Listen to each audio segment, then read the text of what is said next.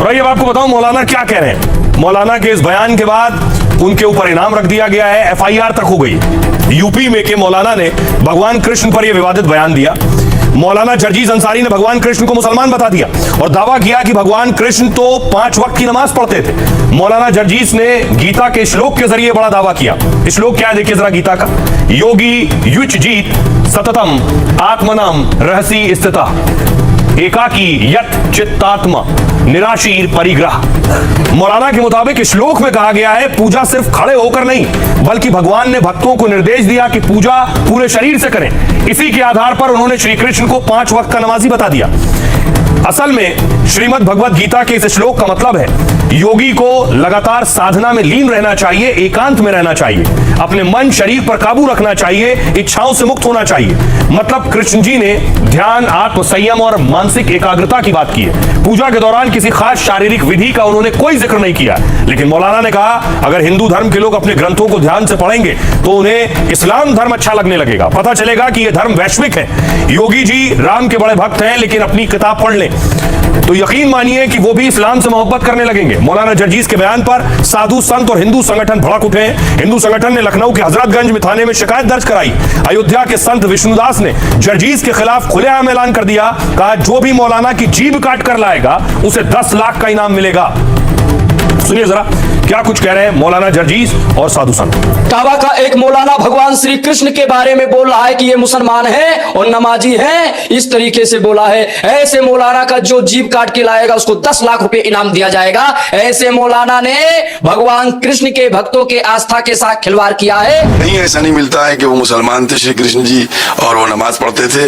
मैं ये समझता हूँ कि उनको अपने इस बयान को वापस लेना चाहिए, क्योंकि जो हमारे हिंदू भाई हैं उनकी आस्था का सवाल है और इस्लाम किसी भी धर्म को व्यक्ति को किसी भी धर्म को लिए आस्था को आप ठेस पहुंचाइए, इसकी इजाजत इस्लाम।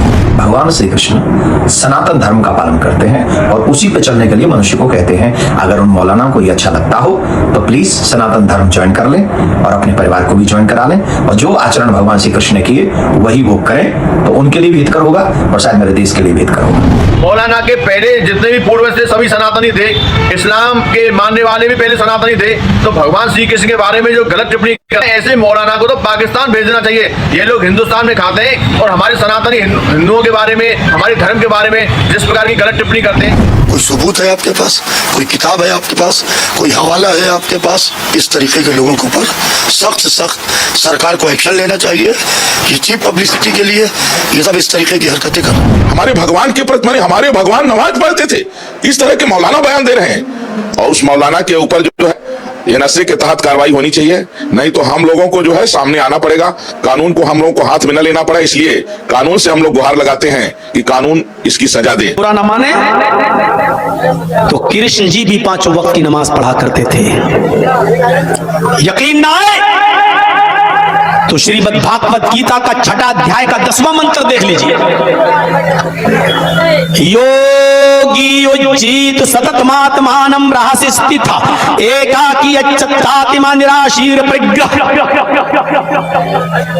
जिसमें कृष्ण जी अर्जुन से कह रहे हैं कि हाय अर्जुन, ईश्वर की जब पूजा करो तो पूरे शरीर का योग करो। योगी यूपी वाला नहीं, योगी युज्जीत सततमात्मानं, पूरे शरीर का योग करो। यानी पूजा सिर्फ खड़े होकर नहीं, पूरे शरीर के साथ होनी चाहिए और पूरे शरीर का योग होना चाहिए। आज हिंदू धर्म में चले जाइए, सिर्फ ऐसे हाथ उठाएंगे, ओम नमः शिवाय, बस हो गई पूजा। ये हिंदू मुस्लिम अगर ये अपनी किताबें पढ़ लें, योगी जी बड़े भक्त बनते हैं राम के, अगर अपनी किताबें पढ़ लें, अपनी किताबें, तो यकीन मानिए इस्लाम से मोहब्बत करने लगेंगे।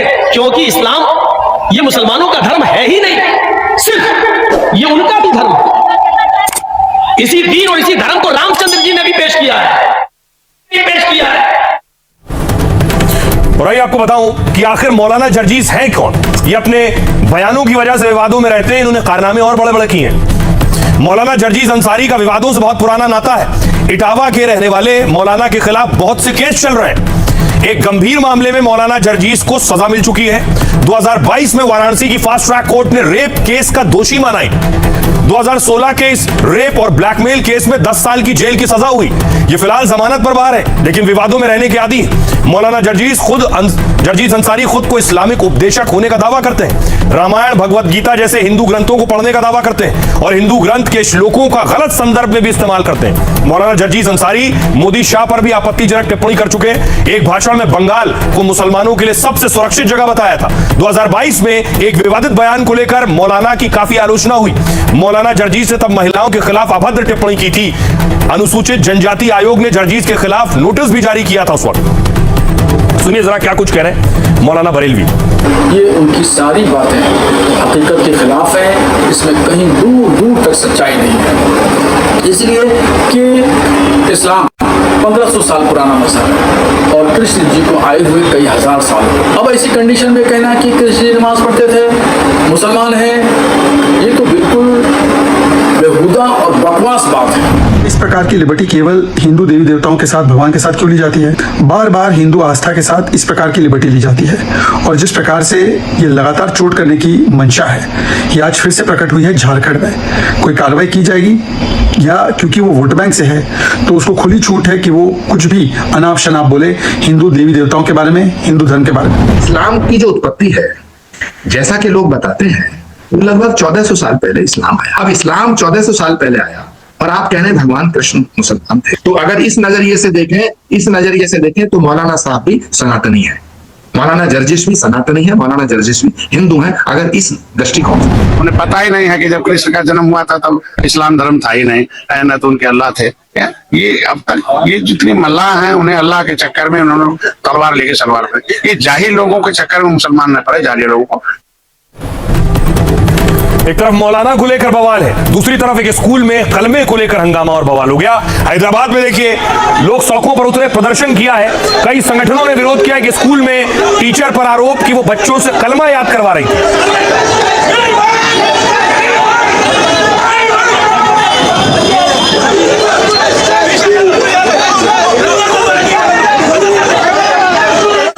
लोग प्रदर्शन कर रहे थे, कार्रवाई की मांग कर रहे थे। उसके बाद पुलिस ने लोगों को डिटेन किया है, हिरासत में लिया है, प्रदर्शनकारियों को उठाया है।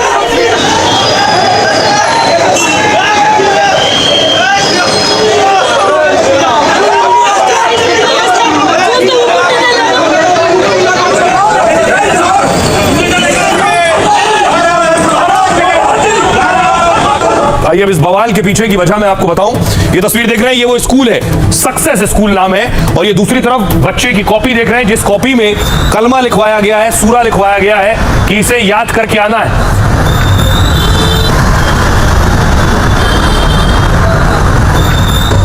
और स्कूल के टीचर का एक वीडियो सामने आया, वीडियो वायरल है जिसमें दावा किया गया कि आरोपी टीचर नजर आ रही है।